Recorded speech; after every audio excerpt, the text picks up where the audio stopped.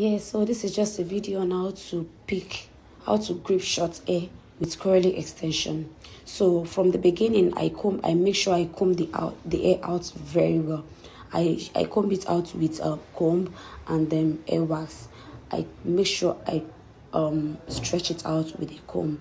After combing it out, then I start with normal extension, which is like darling or expression or lush, any of the three. So I start with that so that it can be well gripped. That is what I use to make it very, very grip from the beginning. Because if you are making the short hair and you are starting with the curly extension, it won't really hold well.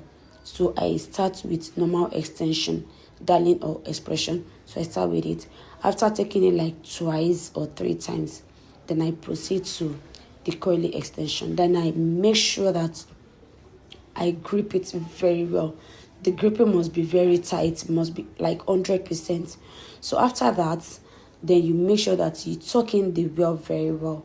I mean the head itself. You make sure that you tuck it well in very well. You can see this one that it is not really in.